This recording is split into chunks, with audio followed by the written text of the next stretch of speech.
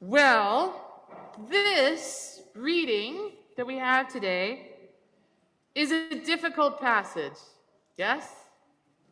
This is a challenging text. It's almost as difficult as getting those Legos back into that jar. Almost. So I have a question.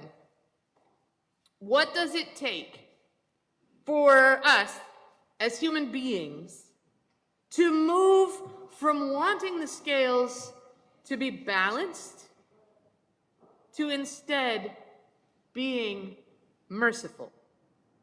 What does it take for us to stop keeping score and truly want more for others than we want for ourselves? When do we finally cross over from knowing what God wants of us or asks of us to actually authentically living into that request? That's the question. What does it take? Let's take a closer look. In today's reading, we pick up where Jesus left off from last week's story. Do you remember last week's story? Anyone? Anyone with me? Yes, Joshua does. Very good.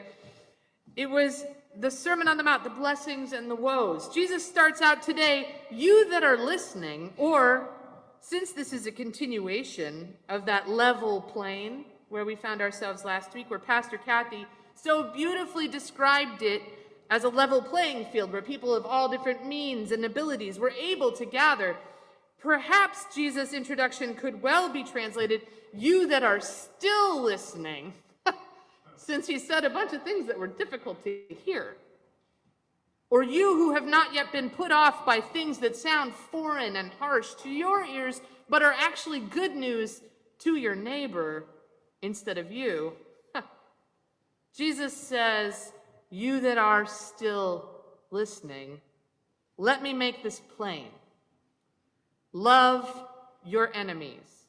Do good to those who hate you. Bless those who curse you and pray for those who abuse you. There is no excuse for being less than your enemy.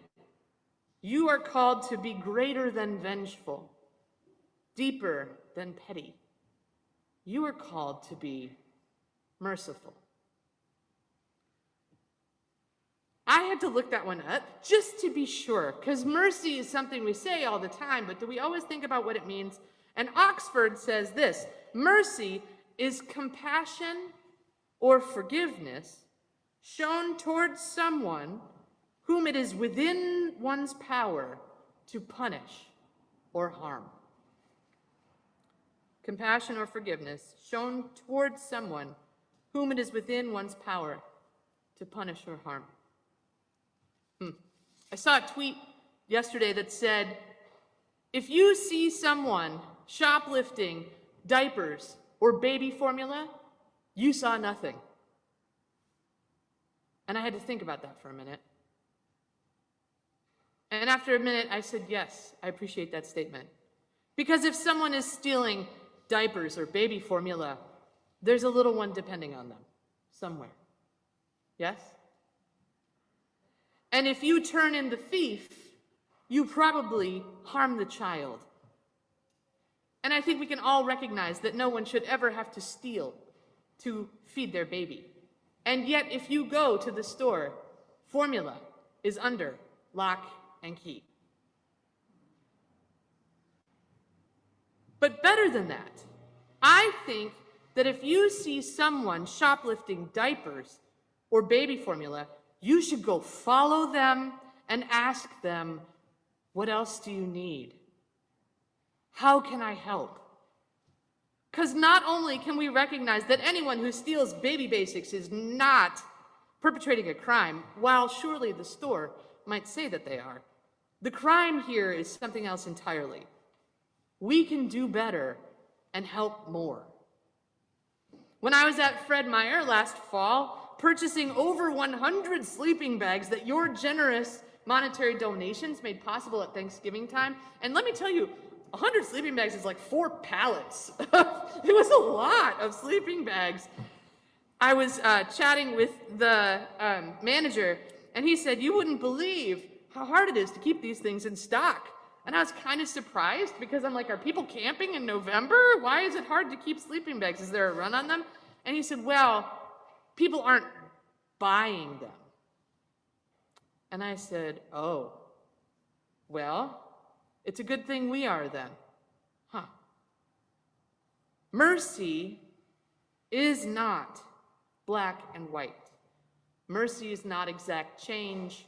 Mercy is not tit for tat. Mercy is seeing a broken system and working to change it. One sleeping bag, one box of diapers at a time.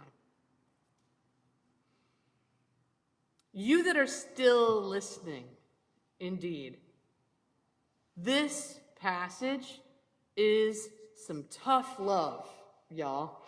It is not easy. Jesus is not playing around with us in this text today.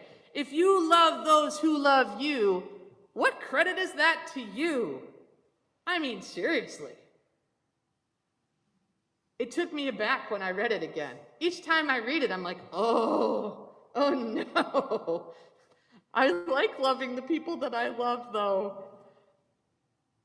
But how do we honestly do this? When it comes to our own personal injuries and behaviors, it's one thing to have compassion for those who are overtly suffering, right? Relatively easy to do. But what about those who've harmed us? What about those who have stolen from us? Jesus lists the ingredients to this like a formula for a recipe at the end of the passage. Don't judge. Don't condemn.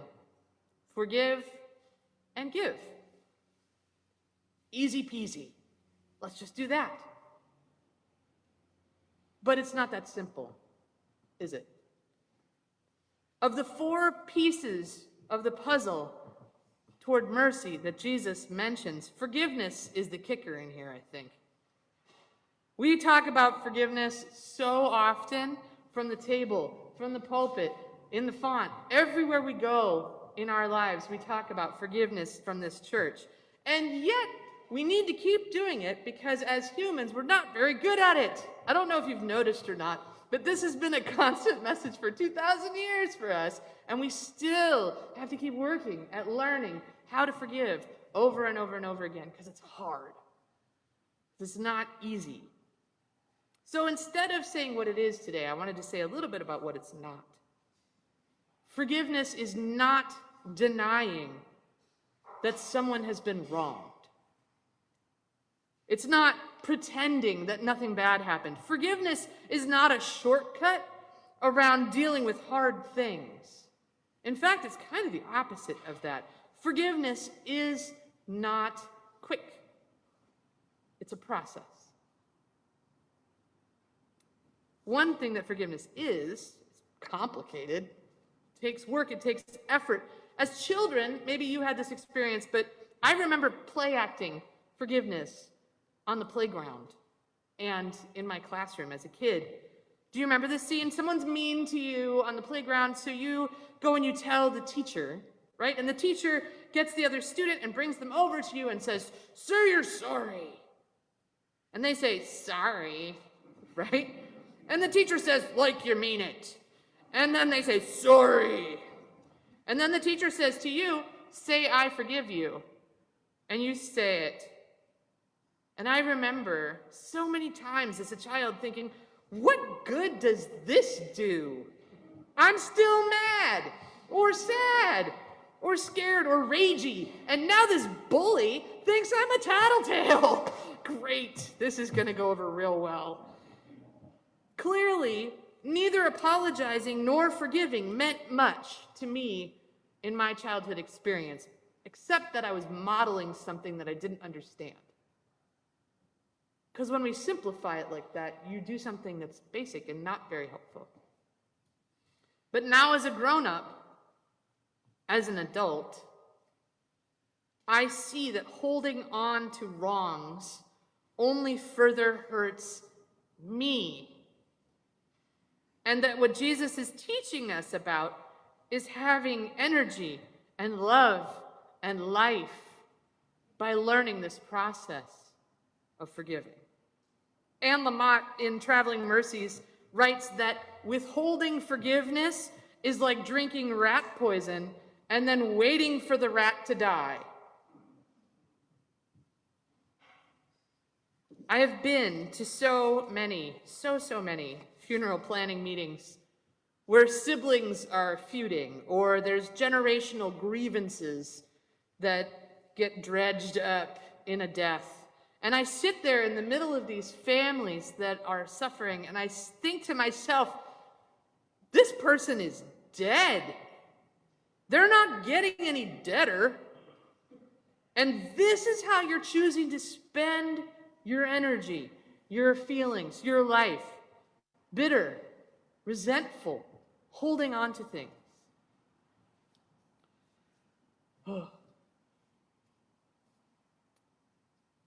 The last verse of this reading that I did with the kids, the good measure, in my head it's always musical.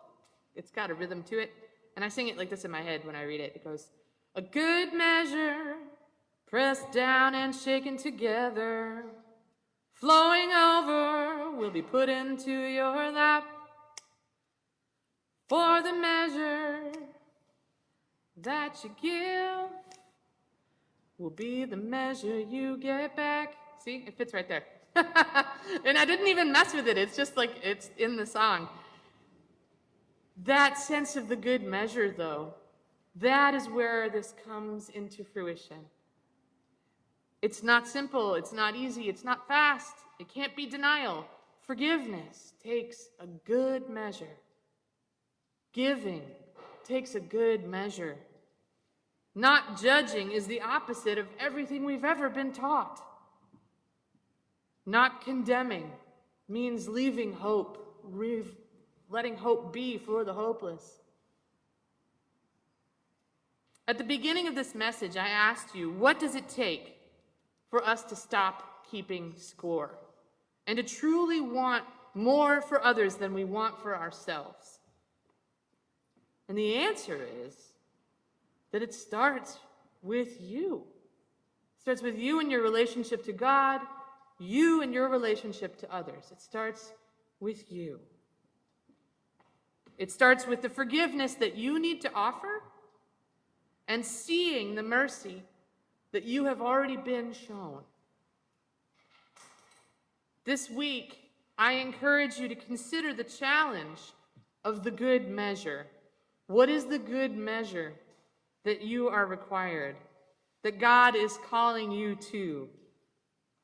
I don't know what the specific places are in each of your lives that need mercy, or who it is that you need to forgive. But I know that you know, and I know because you get quiet every time I say it. If you decide to go down that path, seeking the good measure, doing the hard work, know that you will not go alone. The abundance will follow you, flowing over, pouring into your lap. God calls us to love because it was by love that we were made. Amen.